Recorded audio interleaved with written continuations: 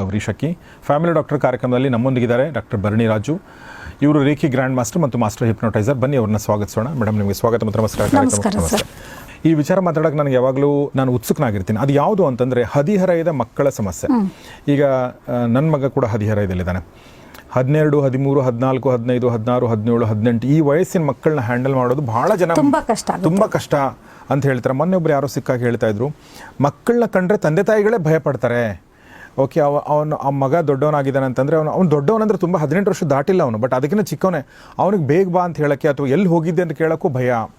ಮಗಳಿಗೆ ಯಾವ ಥರ ಏನೋ ಒಂದು ಡ್ರೆಸ್ ಬಗ್ಗೆನೋ ಇದ್ರ ಬಗ್ಗೆ ಅವಳಿಗೆ ಹೇಳೋಕ್ಕೂ ಭಯ. ಮಗಳಿಗೆ ಏನಾದರೂ ಮಾಡ್ಕೊಂಡ್ಬಿಟ್ರೆ, ಎಲ್ಲಾದರೂ ಹೋಗ್ಬಿಟ್ರೆ, ನಮ್ಮ ವಿರುದ್ಧ ತಿರುಗಿ ಬಿದ್ದುಬಿಟ್ರೆ, ಈ ಥರ ತಂದೆ ತಾಯಿಗಳು ಭಯ ಪಡ್ತಾರೆ.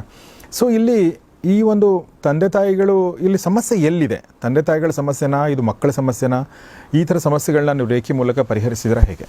ಖಂಡಿತ ಸರ್. ಇಲ್ಲಿ ಫಸ್ಟು ನೀವು ಹೇಳಿದ ಕ್ವಶನ್ಗೆ ಆನ್ಸರ್ ಅಂದರೆ ಬೇರೆ ಇಲ್ಲಿ ಏನಿರೋದಿಲ್ಲ. ಆರಾಮಾಗಿ ತಂದೆ ತಾಯಿ ರೇಖಿ ಮತ್ತು ಹಿಪ್ನೋಟಿಸನ್ನು ಕಲ್ತ್ಕೊಂಡು ಆ ಮಕ್ಕಳಿಗೆ ರೇಖಿ ಮತ್ತು ಹಿಪ್ನೋಟಿಸನ್ನು ನಾವು ಮಾಡ್ತಾ ಹೋದಾಗ, ಈಗ ನೋಡಿ, ಸಮಸ್ಯೆ ಬರೋವರೆಗೂ ವೆಯ್ಟ್ ಮಾಡಬಾರ್ದು. ಈಗ ಪ್ರಪಂಚದಲ್ಲಿ ಸಮಸ್ಯೆ ಸಮಸ್ಯೆ ಸಮಸ್ಯೆ ಎಲ್ಲ ಥರದಲ್ಲೂ ಸಮಸ್ಯೆ ಇದೆ. ಒಂದು ಪೇಷಂಟು ಹಾಸ್ಪಿಟ್ಲಿಗೆ ಹೋದರೆ ವಾಪಸ್ ಬರೋದಿಲ್ಲ, ಇನ್ನೊಂದೆರಡು ಕಾಯಿಲೆ ಎಕ್ಸ್ಟ್ರಾ ಮಾಡಿಕೊಂಡೇ ಬರೋದು. ಅಥವಾ ಒಂದು ಮಗುಗೆ ನಾವೇನಾದರೂ ಇದು ಮಾಡಿದ್ರೆ ಇಲ್ಲ ಸೂಸೈಡ್ ಮಾಡ್ಕೊಳ್ಳೋದು, ಇಲ್ಲ ಏನೋ ಒಂದು ಹೆಚ್ಚು ಕಮ್ಮಿ ಆಗುತ್ತೆ. ಇಷ್ಟೆಲ್ಲ ಬಾಧೆ ಪಡೋ ಬದಲು ನಾವು ರೇಖಿ ಹಿಪ್ನೋಟಿಸನ್ನು ಕಲ್ತ್ಕೊಂಡಿದ್ರೆ ಸಮಸ್ಯೆಗಳು ಇಲ್ಲದೆ ಅವ್ರ ಪಾಡ್ಗೆ ಅವರು ರೇಖಿಯನ್ನು ಮಾಡ್ಕೊತ ಹೋಗ್ತಾರೆ. ಈ ಸಮಸ್ಯೆಗಳನ್ನ ಮೂಲದಿಂದನೇ ಕಂಟ್ರೋಲ್ ಮಾಡ್ಬೋದು. ಮೂಲದಿಂದನೇ ಅಂದರೆ ಅವ್ರು ಇನ್ನೂ ಆ ಸಮಸ್ಯೆಗೆ ಹೋಗೋಕೆ ಮುಂಚೆನೇ ಕಂಟ್ರೋಲ್ ಮಾಡ್ಬೋದು. ಮೇಡಮ್, ಇಲ್ಲಿ ಒಂದು ಪ್ರಶ್ನೆ ಕೇಳ್ತೀನಿ ನಾನೀಗ. ನೀವು ರೇಖಿ ಮೂಲಕ ಎಲ್ಲ ಸಮಸ್ಯೆಗಳನ್ನ ಬಗೆಹರಿಸ್ಬೋದು ಅಂತ ಯಾವಾಗಲೂ ಹೇಳ್ತಿರ್ತೀರ. ಈಗ ನಮ್ಮ ಹತ್ರ ಅಲೋಪತಿ ಇದೆ, ಹೋಮಿಯೋಪತಿ ಇದೆ, ಆಯುರ್ವೇದಿಕ್ ಇದೆ, ನ್ಯಾಚುರೋಪತಿ ಇದೆ, ಇದ್ರ ಜೊತೆಗೆ ರೇಖಿ ಮತ್ತು ಹಿಪ್ನೋಟಿಸಮು ಇದೆ ಅಲ್ವಾ? ಸೊ ನಾನು ಕಾಂಪಿಟೇಷನ್ ಮಾಡ್ತಾ ಇದ್ದೀನಿ ಅಂತ ಅನ್ಕೋಬೇಡಿ ಬೇರೆ ಬೇರೆಯವ್ರ ಜೊತೆ, ಅಥವಾ ನಾನು ಕಂಪೇರ್ ಮಾಡ್ತಾ ಇದ್ದೀನಿ ಅಂತ ಅನ್ಕೋಬೇಡಿ. ಅಂದರೆ ಜನ ಕೂಡ ಹಂಗೆ ಅನ್ಕೋಬಾರ್ದು. ಬಟ್ ಇದರೆಲ್ಲ ಸಮಸ್ಯೆ ಇದ್ಮೇಲೆ ಯಾಕೆ ಇದು ಇನ್ನೂ ಮೇನ್ ಸ್ಟ್ರೀಮಿಗೆ ಬಂದಿಲ್ಲ? ಈಗಲೂ ಕೂಡ ಜನ ಫಸ್ಟ್ ಅಲೋಪತಿಗೆ ಹೋಗ್ಬಿಡ್ತಾರೆ, ಅದಾದಮೇಲೆ ಆಯುರ್ವೇದಕ್ಕೆ ಬರ್ತಾರೆ, ಅದಾದಮೇಲೆ ರೇಖಿಗೆ ಬರ್ತಾರೆ ಅಂತ ನನಗನ್ಸುತ್ತೆ. ನನಗೆ ಗೊತ್ತಿಲ್ಲ, ಡೇಟಾ ನನಗೆ ಗೊತ್ತಿಲ್ಲ, ಬಟ್ ನನಗೆ ಹಂಗೆ ಅನಿಸುತ್ತೆ. ಯಾಕೆ ಇದು ಇನ್ನೂ on top of the list ಇಲ್ಲ ಜನರ ಮನಸ್ಸಲ್ಲಿ? ಜನರ ಮನಸ್ಸಲ್ಲಿ ಇದ್ದಿದ್ರೆ ಇವತ್ತು ನಮಗೆ ಗುರುಗಳಾಗಿ ರೇಖಿಯ ಮೂಲ ಪುರುಷರಾಗಿ ಇರ್ತಾ ಇದ್ದು ಗೌತಮ ಬುದ್ಧ, ಸಾಯಿಬಾಬಾ, ವಿವೇಕಾನಂದ ಇರ್ತಾ ಇದ್ರು. ನಮ್ಮ ಜನಗಳು ಅದನ್ನು ಅರ್ಥ ಮಾಡ್ಕೊಳ್ದೇ ಇರೋದಕ್ಕೆ ಇವತ್ತು ಬೇರೆ ದೇಶದವರು ನಮಗೆ ಗುರುಗಳಾಗಿ ರೇಖಿಯಲ್ಲಿದ್ದಾರೆ.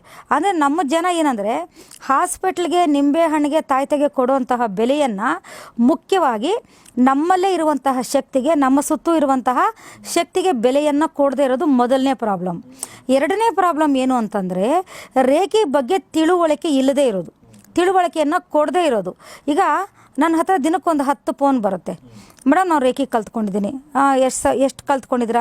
ಈಗ ನಂದು ರೇಖೆ 2 ಆಗಿದೆ, ರೇಖೆ 3 ಆಗಿದೆ. ಸರಿ, ಅವ್ರು ಹೇಳ್ತಾರೆ, ಏನೋ ಒಂದು ಪ್ರಾಬ್ಲಮ್ ಹೇಳ್ತಾರೆ. ಆ ಪ್ರಾಬ್ಲಮ್ ಹೇಳಿದಾಗ ಸರಿ, ಈ ಪ್ರಾಬ್ಲಮ್ಗೆ ಯಾವ ಥರ ಹೇಳ್ಕೊಟ್ಟಿದ್ದಾರೆ ಮೇಡಮ್? ಅದು ನಮಗೆ ಗೊತ್ತಿಲ್ಲ ಮೇಡಮ್. ಸರಿ, ಹೋಗಲಿ, ಅಕುಂಚನ ವಿಧಾನದಲ್ಲಿ ಈ ಥರ ಕೋರಿಕೆಗೆ ಮಾಡ್ಕೋಬೋದಲ್ವಾ ಮೇಡಮ್? ಅಕುಂಚನ ವಿಧಾನ ಹಂಗಂದ್ರೆ ಏನು? ಅಂದರೆ ಇಲ್ಲಿ ರೇಖೆ ಕ್ಲಾಸ್ಗಳನ್ನು ಎಲ್ಲರೂ ಮಾಡ್ತಾ ಇದ್ದಾರೆ, ಇಲ್ಲ ಅಂತಿಲ್ಲ. ಬೇಕಾದಷ್ಟು ಕಡೆ ರೇಖೆ ಕ್ಲಾಸ್ಗಳು ಮಾಡ್ತಾ ಇದ್ದಾರೆ. ಆ ರೇಖೆ ಕ್ಲಾಸ್ಗಳು ಮಾಡಿದಾಗ ಆ ಪ್ರತಿಯೊಂದನ್ನು ಯಾವ ರೀತಿ ಮಾಡ್ಕೋಬೇಕು, ಯಾವ ಸಮಸ್ಯೆಗೆ ಏನು ಮಾಡ್ಕೋಬೇಕು ಅನ್ನೋದು ಮಾಹಿತಿಯನ್ನು ಸರಿಯಾಗಿ ಕೊಡ್ತಾ ಇಲ್ಲ.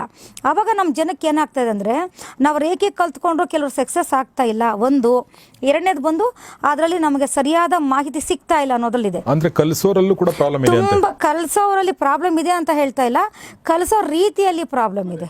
ಇಲ್ಲಿ ಏನಾಗ್ತಾ ಇದೆ ಅಂದರೆ ಒಂದೊಂದು ಸಿಂಬಲ್ಸನ್ನೇ ನಾವು ಇವಾಗ ರೇಖೆಯ ಒಂದು ನಾವು 6 ಸಿಂಬಲ್ಸನ್ನು ಅದೊಂದು 6 ತಿಂಗಳು ತೊಗೊಂಡು ನಾವು ಕಲಿಸ್ಕೊಟ್ಟಾಗ ಏನಾಗುತ್ತೆ ಅಂದರೆ, ಬುಕ್ ನೋಡಿಕೊಂಡು ರೇಖೆ ಹೇಳಿಕೊಡೋದಕ್ಕೂ ಈಗ ನಾವು ಸಮಸ್ಯೆ ಅಂತ ಬಂದಾಗ ಸಮಸ್ಯೆಗಳಿಗಂತಾನೆ ಈಗ ನೋಡಿ, ನನ್ನದ ರೇಖೆ ಕಲ್ತಿರೋರು ಇವತ್ತು ಸಾಯಂಕಾಲ ಒಂದು ಕ್ಯಾನ್ಸರ್ ಪೇಷಂಟ್ ಬಂದು ಅವ್ರು ಅಟೆಂಡ್ ಮಾಡ್ಬೋದು. ಆ ರೀತಿಯಲ್ಲಿ ನಮ್ಮದು ನಾವು ಹೇಳ್ಕೊಟ್ಟಿರ್ತೀವಿ. ನಾವು ಅದನ್ನು ತುಂಬ ಜನ ಹೇಳ್ತಾ ಇದ್ದಾರೆ, ದುಡ್ನಾಸೆಗೆ ಒಂದೇ ದಿನ ದೀಕ್ಷೆಗಳನ್ನು ಕೊಡ್ತಾ ಇದ್ದಾರೆ ಅಂತ ಹೇಳ್ತಿದ್ದಾರೆ. ನಾನು ಯಾವುದೋ 100 ರೂಪಾಯಿ ತೊಗೊಳ್ಳೋ ಜಾಗದಲ್ಲಿ 10 ರೂಪಾಯಿ ತೊಗೊಂಡು ನಾನು ಒಂದೇ ದಿನ ದೀಕ್ಷೆಗಳನ್ನು ಕೊಡ್ತಾ ಇದ್ದೀನಿ, ಇಲ್ಲ ಅಂತ ಹೇಳ್ತಿಲ್ಲ. ಯಾಕೆಂದರೆ ನನ್ನ ಹತ್ರ ಬರೋರು ಹಾಸ್ಪಿಟಲಿದ್ದಾರೆ, ಕಿಡ್ನಿ ಪ್ರಾಬ್ಲಮ್ ಆಗೋಗಿದೆ, ಈಗ ನಮಗೆ ಫುಲ್ಲು ಹುಷಾರಿಲ್ಲ, ನಾವು ಫುಲ್ಲು ಇದೇ ಹೋಗಿದೆ ಅಂಥವ್ರನ್ನ ನಾನು 6 ತಿಂಗಳು 70-80 ಸಾವಿರ ರೂಪಾಯಿ ಬಿಲ್ ಮಾಡಿಕೊಂಡು ದಿನಕ್ಕೆ ಒಂದೊಂದು ಚೂರು ಕೊಡ್ಕೊಂಡು ಲಕ್ಷಾನುಗಟ್ಟಲೆ ನಾನು ಬಿಲ್ ಮಾಡಿದಾಗ ಪೇಷಂಟೇ ಇರೋದಿಲ್ವಲ್ಲ. ಇಲ್ಲಿ ಪೇಷಂಟೇ ಇರೋದಿಲ್ವಲ್ಲ. ನನ್ನ ಹತ್ರ ಬರೋರು ರೇಖೆ ಕಲ್ತು ನಿಧಾನಕ್ಕೆ ಟೈಮ್ ಪಾಸ್ ಮಾಡೋರು ನನ್ನ ಹತ್ರ ಬರೋದಿಲ್ಲ. ನಾನು ತಗೊಳ್ಳೋದೇನಿದ್ರು ತುಂಬ ಕಷ್ಟ ಇರೋರು, ತುಂಬ ಅವ್ರಿಗೆ ಒಂದು ಆರೋಗ್ಯದಲ್ಲಿ ತುಂಬ ಪ್ರಾಬ್ಲಮ್ ಇದೆ, ಅವ್ರು ಬದುಕೋ ಚಾನ್ಸಸ್ ಕಡಿಮೆ ಇದೆ, ಅಥವಾ ತುಂಬ ದೊಡ್ಡ ಸಮಸ್ಯೆ ಇದೆ ಅನ್ನೋರನ್ನ ನಾನು ತಗೊಳ್ತಾ ಇರೋದು. ನಾನು ದಿನದಿಂದ ದಿನಕ್ಕೊಂದು 6-7 ತಿಂಗಳು ತಗೊಂಡು ನಾನು ರೇಖೆಯನ್ನು ಹೇಳ್ಕೊಟ್ಕೊಂಡು ಹೋದಾಗ ಹೇಗಾದ್ರು ಅಲ್ಲಿವರೆಗೆ ರಿಸಲ್ಟ್ ಬರುತ್ತೆ. ಕರೆಕ್ಟ್. ಇಲ್ಲಿ ನನ್ನ ಹತ್ರ ಹಾಗಿರೋದಿಲ್ಲ. ಈಗ ನಿಮಗೆ ಬೇಕಾದ್ರೆ 100 ನಾನು ವಾಯ್ಸ್ ಆಲ್ರೆಡಿ ನಿಮ್ಮ ವಾಯ್ಸ್ ಮೆಸೇಜ್ ನಾನು ಕಳಿಸ್ತಾನೆ ಇರ್ತೀನಿ. ನನಗೆ ಅಲ್ಲಿ ರಿಸಲ್ಟ್ ಬಂದಿರೋದು ಎಲ್ಲ 2-2 ತಿಂಗಳು 3-3 ತಿಂಗಳು ರಿಸಲ್ಟ್ ಬರುತ್ತೆ. ಯಾಕೆ ಬರುತ್ತೆ? ನಾನು ಹೇಳ್ಕೊಟ್ಟಿರೋಂಥ ವಿಧಾನ ಆ ಥರ ಇರುತ್ತೆ. ನನ್ನ ಹತ್ರ ರೇಖೆ ಕಲ್ತಿರೋಂಥ ಸ್ಟೂಡೆಂಟ್ಸು ಯಾವ ದೊಡ್ಡ ಗುರೂಜಿ ಕುತ್ಕೊಂಡು ಯಾವುದ್ರ ಬಗ್ಗೆ ಕೇಳಿದ್ರು ಅವ್ರಿಗೆ ನಮ್ಮ ಸ್ಟೂಡೆಂಟ್ಗೆ ಮಾಹಿತಿ ಗೊತ್ತಿರುತ್ತೆ. ಅಷ್ಟು ರೀತಿಯಲ್ಲಿ ನಾವು ರೇಖೆಯನ್ನು ಹೇಳ್ಕೊಟ್ಟಿರ್ತೀವಿ. ನಾವು ಕ್ಲಾಸ್ ತಗೊಂಡು ಮಾಡಿಕೊಡ್ಬೇಕು ಅಂತ ಅಲ್ಲ, ತಗೊಳ್ಳೋದು ಇಬ್ಬರನ್ನೇ ದಿನಕ್ಕೆ. ಆ ಇಬ್ಬರನ್ನೂ ಕರೆಕ್ಟಾಗಿ ಕೂಣಿಸ್ಕೊಂಡು ಮಕ್ಕಳ ಥರ ಕೂಣಿಸ್ಕೊಂಡು ಅವ್ರಿಗೆ ಪಕ್ಕ ಒಂದೊಂದು ಪಿನ್ ಪಾಯಿಂಟನ್ನು ಅವ್ರ ಜೀವನದಲ್ಲಿ ಪ್ರಪಂಚದಲ್ಲಿ ಎಷ್ಟು ಕಷ್ಟ ಬರುತ್ತೋ, ಎಷ್ಟು ಕಾಯಿಲೆ ಬರುತ್ತೋ, ಎಷ್ಟು ಸಮಸ್ಯೆ ಬರುತ್ತೋ ಅಷ್ಟಕ್ಕೂ ರೇಖೆ ಮಾಡ್ಕೊಳ್ಳೋ ಥರ ಅವರನ್ನು ಪ್ರಿಪೇರ್ ಮಾಡಿ ನಾವು ಕಲಿಸ್ಕೊಳ್ಳೋದು. ಆದ್ದರಿಂದ ರಿಸಲ್ಟ್ಗಳು ಬರುತ್ತೆ. ಆದ್ದರಿಂದ ಇಲ್ಲಿ ಎಷ್ಟೋ ಜನ ರೇಖೆ ಕಲಿತು ಏನು ಮಾಡ್ತಾ ಇದ್ದಾರೆ ಅಂದರೆ ಮಾಡ್ಕೊಳ್ಳೋಕ್ಕೆ ಆಗ್ತಾಯಿಲ್ಲ. ಯಾಕೆಂದರೆ ವಿಧಾನ ಸಾಲದು. ಈಗ ನಮ್ಮಲ್ಲಿ ಒಂದು ದೊಡ್ಡದೇನೋ ಒಂದು ಸಮಸ್ಯೆ ಇದೆ ಅಂತ ಇಟ್ಕೊಳ್ಳಿ, ನಾವು ಬರೀ 2 ಸಿಂಬಲು 3 ಸಿಂಬಲ್ ಹಾಕಿ ರೇಖೆ ಮಾಡಿದಾಗ ಏನಾಗುತ್ತೆ ಅಂದರೆ ಅದು ಮಲಗಿರೋದನ್ನ ಇನ್ನೂ ನಾವು ಅಲ್ಲಾಡಿಸಿ ಬಿಟ್ಟಂಗಾಗತ್ತೆ. ಇಲ್ಲ, ಒಂದು ಶಕ್ತಿಯನ್ನು ಪೂರ್ತಿ ಓಡಿಸೋ ಕೆಪಾಸಿಟಿ ಇರಬೇಕು. ಇಲ್ಲ ಸುಮ್ಮನೆ ಎದ್ಬಿಡ್ಬೇಕು, ನೀನೇನಾದರೂ ಮಾಡ್ಕೊಂಡು ಸುಮ್ಮನೆ ಇರಬೇಕು. ಇಲ್ಲಿ ಅರ್ಧಂಬರ್ಧ ಇವತ್ತು 3 ಸಿಂಬಲ್ ಕಲ್ತಿರ್ತಾರೆ, ಇನ್ಯಾವಾಗೋ ಹೋಗಿ 4ನೇ ಸಿಂಬಲ್ ಕಲಿತಾರೆ, ಇನ್ಯಾವಾಗೋ ಹೋಗಿ ಇನ್ನೊಂದು ಸಿಂಬಲ್ ಕಲ್ತಾಗ ಏನಾಗುತ್ತೆ ಅಂತಂದರೆ ಇಲ್ಲಿ ಅರ್ಧಂಬರ್ಧ ಎನರ್ಜಿ ಸಾಕಾಗೋದಿಲ್ಲ. ಇವ್ರು ಕೊಡ್ತಾರಂಥ ಎನರ್ಜಿ ಬಾಡಿಗೆ ಸಾಕಾಗಲ್ಲ. ಅವಾಗ ಏನಾಗುತ್ತೆ, ಒಳಗಡೆ ಇರುವಂತಹ ನೆಗೆಟಿವ್ ಎನರ್ಜಿಗೆ ಒಳಗಡೆ ಇರೋದಕ್ಕೂ ಆಗಲ್ಲ, ಹೊರಗಡೆ ಹೋಗೋದಕ್ಕೂ ಆಗಲ್ಲ. ಹಾಗೇನಾಗುತ್ತೆ, ಇದು ಈ ತ್ರಿಶಂಕು ಸ್ವರ್ಗದ ಥರಾಗಿ ದೇಹ ಇನ್ನಷ್ಟು ಕಷ್ಟಪಡುತ್ತೆ. ಅದಕ್ಕೆ ನಾವೇನು ಮಾಡ್ತೀವಿ, ಹಿಪ್ನೋಟೈಸ್ ಮಾಡ್ತೀವಿ. ಅವರು ಫಸ್ಟ್ ಸ್ಟೇಜ್ಗೆ ಹೋಗಿಲ್ಲ ಅಂದಾಗ ಸೆಕೆಂಡ್ ಸ್ಟೇಜಲ್ಲಿ ಎಲ್ಲವನ್ನು ಕ್ಲೀನಾಗಿ ವಾಶ್ ಮಾಡ್ತೀವಿ, ಅವರನ್ನು ಕ್ಲೆನ್ಸ್ ಮಾಡ್ತೀವಿ. ಆಮೇಲೆ ರೇಖೆಗಳನ್ನು ಕರೆಕ್ಟಾಗಿ ವಿದ್ಯೆಯನ್ನು ಪಕ್ಕ ಹೇಳಿಕೊಟ್ಟು ದೀಕ್ಷೆಯನ್ನು ಕೊಡ್ತೀವಿ. ಆವತ್ತು ಸಾಯಂಕಾಲದಿಂದ ಅವರು ಅಮೇರಿಕಾದಲ್ಲಿರೋರು ಬೇಕಿದ್ರು ಹೀಲ್ ಮಾಡ್ಬೋದು, ಬೇರೆಯವ್ರಿಗೆ ಬೇಕಿದ್ರು ಮಾಡ್ಬೋದು, ಅವ್ರಿಗೆ ಬೇಕಿದ್ರು ಮಾಡ್ಕೋಬೋದು. ಎಷ್ಟೇ ದೊಡ್ಡ ಸಮಸ್ಯೆಯಲ್ಲಿ ಮಾಡೋಷ್ಟು ಕೆಪಾಸಿಟಿ ಅವ್ರಿಗೆ ಬಂದಿರುತ್ತೆ. ಆ ಕ್ಲಾಸ್ಗೂ ನಮಗೂ ಇದೇ ವ್ಯತ್ಯಾಸ. ತುಂಬ ಜನ ಅದನ್ನು ಹೇಳ್ತಿದ್ದಾರೆ, ಒಂದೇ ದಿನ ಆ ಥರ ದೀಕ್ಷೆಗಳು ತಗೋಬಾರ್ದು ಅಂತ. ಅದೇ ಬುಕ್ಕಲ್ಲಿ ಅದೇ ಹಿರಿಯರು, ನಮ್ಮ ಹಿರಿಯ ಗುರುಗಳು ಅದನ್ನೇ ಬರೆದಿದ್ದಾರೆ. ಈ ಕಾಲದಲ್ಲಿ ಒಂದು ಭೂಮಿ ತಾಯಿಯ ಶಕ್ತಿ ಜಾಸ್ತಿ ಇರೋದ್ರಿಂದ, ಮಾನವನ ಬುದ್ಧಿ ವಿಕಾಸಗೊಂಡಿರೋದ್ರಿಂದ ಎಲ್ಲ ಹಂತಗಳ ದೀಕ್ಷೆಗಳನ್ನು ಯಾವುದೇ ಒಂದು ಕಾಲದ ಮಿತಿ ಇಲ್ಲದೆ ದೀಕ್ಷೆಗಳನ್ನು ತಗೋಬೋದು ಅಂತೂ ಸಹ ನನ್ನ ಹತ್ರ ಪ್ರೂಫ್ ಇದೆ. ಆ ಪ್ರೂಫ್ ಇಟ್ಕೊಂಡು ಇವತ್ತು ನಾನು ಎಲ್ಲ ದೀಕ್ಷೆಗಳನ್ನು ಕೊಡ್ತಾ ಇದ್ದೀನಿ. ಯಾರು ಬೇಕಾದರೂ ಕ್ವಶನ್ ಮಾಡಿದಾಗ ನಾನು ಪ್ರೂಫನ್ನು ನಾನು ತೋರಿಸ್ಬಲ್ಲೆ. ಈ ಥರ ರೇಖೆ ಹೇಳ್ಕೊಟ್ಟಾಗ ಏನಾಗುತ್ತೆ ಅಂದರೆ ಆ ಸಮಸ್ಯೆ ಅವತ್ತಿಂದನೇ ಕ್ಲಿಯರ್ ಆಗೋಕ್ಕೆ ಶುರುವಾಗುತ್ತೆ. ಸೊ ಈಗ ನಾವು ಸಮಸ್ಯೆಗೆ ಬರೋದಾದರೆ, ನಾವು ಹದಿಹರೆಯ ಮಕ್ಕಳ ಸಮಸ್ಯೆಗಳ ಬಗ್ಗೆ ಮಾತಾಡ್ತಾ ಇದ್ವಿ. ಈ ಥರ ಸಮಸ್ಯೆಗಳು ನೀವು ಎದುರಿಸಿದ್ರಾ, ನೀವು ಪರಿಹಾರ ಕೊಟ್ಟಿದ್ದೀರಾ? ಸರ್, ಇಲ್ಲಿ ಒಂದೊಂದು ಸರಿ ಮಕ್ಕಳಲ್ಲಿ ಎಷ್ಟು ಪ್ರಾಬ್ಲಮ್ ಇರುತ್ತೋ ಗೊತ್ತಿದ್ದ ತಂದೆ ತಾಯಿಯಲ್ಲೂ ಪ್ರಾಬ್ಲಮ್ ಇರುತ್ತೆ. ಆದರೆ ಅದನ್ನು ಅವ್ರ ಪ್ರಾಬ್ಲಮ್ ಅಂತ ಒಪ್ಕೊಳ್ಳೋಕ್ಕೂ ರೆಡಿ ಇರೋದಿಲ್ಲ, ಅದನ್ನು ಇದು ಮಾಡೋಕ್ಕೂ ರೆಡಿ ಇಲ್ಲ. ನೋಡಿ, ಒಂದು ಸಣ್ಣ ಉದಾಹರಣೆ ಕೊಡ್ತೀನಿ. ಇಲ್ಲಿ ಅಂದರೆ ಬೇರೆ ಡಿಸ್ಟಿಕ್ಕು, ತಂದೆ ಬಂದು ಸರ್ಕಲ್ ಇನ್ಸ್ಪೆಕ್ಟರು, ಅಂದರೆ ಪೊಲೀಸ್ ಡಿಪಾರ್ಟ್ಮೆಂಟು. ಅವರು ಹೆಂಡತಿ ಬಂದು ನನ್ನ ಹತ್ರ ಫಸ್ಟು ಕನ್ಸಲ್ಟೇಷನ್ ಮಾಡಿದ್ರು. ಈ ಥರ ನನ್ನ ಮಗಳಿಗೆ ಈಗ 14 ವರ್ಷ, ಒಂದು ಚೂರು ಹೇಳಿದ ಮಾತು ಕೇಳಲ್ಲ, ತುಂಬ ಹಠ ಮಾಡ್ತಾಳೆ, ತುಂಬ ಕೋಪ ಮಾಡ್ಕೊತಾಳೆ, ಏನಾದರೂ ಹೇಳಿ ಎದುರು ಜವಾಬ್ ಕೊಡ್ತಾಳೆ, ಈ ಥರ ಅಂತೇಳ್ಬಿಟ್ಟು ನನ್ನ ಹತ್ರ ಅಪಾಯಿಂಟ್ಮೆಂಟ್ ತೊಗೊಂಡ್ರು. ಆದರೆ ಅದು ಸರ್ಗೆ ಇಷ್ಟ ಇರಲಿಲ್ಲ. ಈ ಥರದ್ದೆಲ್ಲ ನಾನು ನಂಬೋದಿಲ್ಲ, ನಿನಗೋಸ್ಕರ ನಾನು ಬರ್ತಾಯಿದ್ದೀನಿ ಅಷ್ಟೇ ಜೊತೆಲಿ ಅಂತ ಬಂದರು. ಬಂದಾಗ ತಾಯಿ ಮಗಳು ಮಾತ್ರ ಒಳಗಡೆ ಬಂದರು, ಸರ್ ಆಚೆನೇ ಇದ್ದರು. ಅವ್ರ ಒಳಗಡೆ ಬಂದು ನಾನು ಮಾತಾಡ್ಸೋಕ್ಕೂ ಅವ್ರಿಗೆ ಇಷ್ಟ ಇಲ್ಲ. ಅದೇ ಇದ್ರ ಮೇಲೆ ನಂಬಿಕೆ ಇಲ್ಲ ಅವ್ರಿಗೆ. ನಾನೇನು ಮಾಡಿದೆ ಅಂದರೆ ಕೌನ್ಸ್ಲಿಂಗಲ್ಲೇ ನಾನು ಹೇಳಿದೆ, ನಿಮ್ಮ ಮಗಳಿಗೆ ಯಾವ ಪ್ರಾಬ್ಲಮ್ಮು ಇಲ್ಲ, ನಿಮ್ಮ ಮಗಳು ಫುಲ್ಲು ಆರೋಗ್ಯವಾಗಿ ಆರಾಮಾಗಿ ಮೆಂಟಲಿ ಫಿಟ್ ಆಗಿದ್ದಾಳೆ, ಪ್ರಾಬ್ಲಮ್ ಇರೋದು ನಿಮ್ಮಲ್ಲಿ ಅಂತ ಹೇಳಿದೆ. ಹೇಳಿದ ತಕ್ಷಣ ಅವ್ರು ಸ್ವಲ್ಪ ಇದಾಗ್ಬಿಟ್ರು. ಏನು ಮೇಡಮ್ ನೀವು ನನ್ನ ಮಗಳಿಗೆ ಅಂತ ನಾನು ಅಪಾಯಿಂಟ್ಮೆಂಟ್ ತೊಗೊಂಬಂದು ಈಗ ನೋಡಿದೆ ನನ್ನಲ್ಲಿ ಪ್ರಾಬ್ಲಮ್ ಇದೆ ಅಂತ ಹೇಳಿದೆ. ಹೋಗಿ ಗಂಡನಿಗೆ ಅಲ್ಲಿಂದ ಕರೆದ್ರು, ಅವರು ಒಳಗಡೆ ಬಂದರು. ಮೇಡಮ್ ನೀವೇನು ಹೀಗೆ ಹೇಳ್ತಾ ಇದ್ದೀರಾ, ಪ್ರಾಬ್ಲಮ್ಮು ಅಂತ ಬಂದಿರೋದು ನನ್ನ ಮಗಳಿಗಲ್ವಾ, ನೀವು ಹೇಗೆ ನನ್ನ ಹೆಂಡ್ತಿಗೆ ಪ್ರಾಬ್ಲಮ್ಮು ಅಂತ ಹೇಳ್ತಿದ್ದೀರಾ, ನನ್ನ ಹೆಂಡ್ತಿಗೆ ಪ್ರಾಬ್ಲಮ್ ಅಂತ ನೀವು ಏನಕ್ಕೆ ಈ ಥರ ಹೇಳ್ತೀರಾ? ನಾನು ಕೆಲವು ಕ್ವಶನ್ಸ್ ಕೇಳಿದೆ. ಅದಕ್ಕೆ ಅವರು ಹೌದು ಮೇಡಮ್ ಇದು ಸ್ವಲ್ಪ ಇದೆ ಅಂತಂದರು.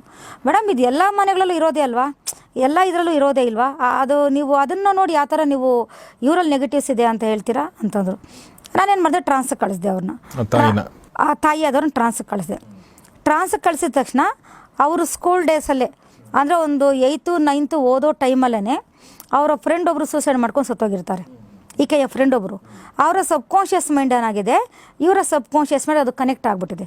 ಅದು ಕನೆಕ್ಟ್ ಆಗಿ ಬೆಳೀತಾ ಬೆಳೀತಾ ಬೆಳೀತಾ ಬೆಳೀತಾ ಅವಳಿಗೇನು ಅಂತಂದರೆ, ಅವಳು ಮದುವೆ ಮಕ್ಕಳು ಯಾವುದೋ ಅವಳು ಸಂತೋಷ ಜೀವನವನ್ನು ಅನುಭವಿಸಿಲ್ವಲ್ಲ, ಇಲ್ಲಿ ಗಂಡನ ಜೊತೆಗೆ ಜಗಳ ಆಡೋದು.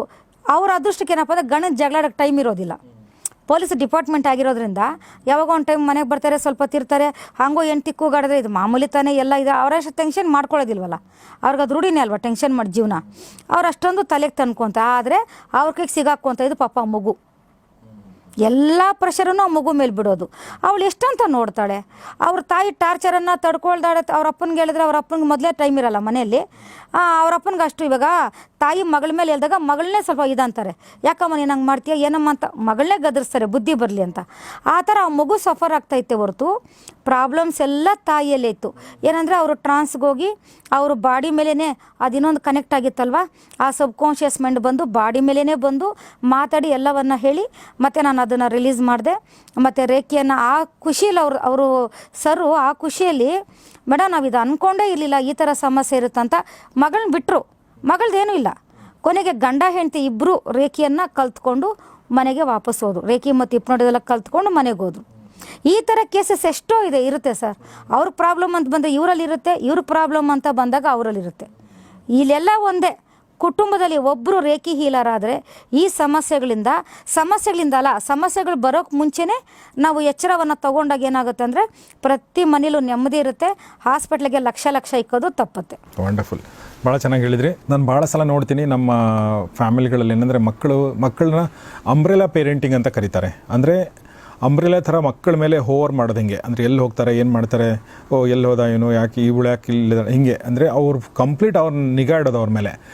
ಸೊ ಅದು ಒಂದು ಹಂತಕ್ಕೆ ಚಿಕ್ಕವರಿದ್ದಾಗ ಸರಿ, ಆದರೆ ಈ ಥರ 13-14 ವರ್ಷ ಆದ ತಕ್ಷಣ ಆ ನೆರಳಿದೆಯಲ್ಲ, ಆ ಅಂಬ್ರೆಲಾ ಇದೆಯಲ್ಲ, ಅದೇ ಮಕ್ಕಳಿಗೆ ಉಸಿರುಗಟ್ಸೋಕ್ಕೆ ಶುರು ಆಗುತ್ತೆ. ಅವ್ರಿಗೆ ಆ ಟೈಮಲ್ಲಿ ಬೇಕಾಗಿರೋದು ಪ್ರೀತಿ, ನಂಬಿಕೆ ಮತ್ತು ಸ್ವಾತಂತ್ರ್ಯ. ಸೊ ಅದನ್ನು ಕೊಡದೇ ಇದ್ದಾಗ ಮಕ್ಕಳು ಉಸಿರುಗಟ್ಟುತ್ತೆ ಮತ್ತು ಅವ್ರು ರೆಬೆಲ್ ಆಗ್ತಾರೆ. ನಾನು ಬರಲ್ಲ, ನಾನು ಲೇಟಾಗೇ ಬರ್ತೀನಿ, ನನಗೆ ಯಾಕೆ ಹೇಳ್ತೀರಾ ನೀವು, ಈ ಥರನೇ ಶುರು ಆಗ್ಬಿಡುತ್ತೆ. ಯಾಕೆಂದರೆ ಅವ್ರಿಗೆ ಅನಿಸುತ್ತೆ ಇವ್ರು ನಂಬೋದೇ ಇಲ್ಲ ನಮ್ಮನ್ನು ಅಂತ ಅನ್ಕೋತಾರೆ. ನಂಬಿಕೆ ಇಲ್ಲ ಅಂದಮೇಲೆ ನಾನು ಪ್ರೂವ್ ಮಾಡೋ ಅವಶ್ಯಕತೆ ಏನಿದೆ. ಸೊ ಹೀಗಾಗಿ ಮಕ್ಕಳು ಹಂಗಾಗ್ತಾರೆ. ಹೀಗಾಗಿ ಇದು ನನ್ನ ಪ್ರಕಾರ ಇದು ಒಂದು ಪೇರೆಂಟ್ ಸಮಸ್ಯೆ ಅಲ್ಲ, ಇದು ಬಹಳಷ್ಟು ಜನ ತಂದೆ ತಾಯಿಗಳ ಸಮಸ್ಯೆ. ಅಂದರೆ ಸಮಸ್ಯೆ ಇರೋದು ತಂದೆ ತಾಯಿಗಳಲ್ಲಿಯೇ, ಮಕ್ಕಳಲ್ಲಿ ನಾವು ಅದನ್ನು ಹುಡುಕ್ತಾ ಇರ್ತೀವಿ. ಸೊ ಅದು ಆಗದೇ ಇರಲಿ ಅಂತ ಹೇಳ್ತಾ, ಮತ್ತು ಆ ಥರ ಸಮಸ್ಯೆಗಳಿದ್ದಾಗ ಮೇಡಮ್ನ ಸಂಪರ್ಕಿಸಬಹುದು ಅಂತ ಹೇಳ್ತಾ ನಾನು ಈ ಎಪಿಸೋಡ್ ಮುಗಿಸ್ತೀನಿ. ಮುಗಿಸೋಕೆ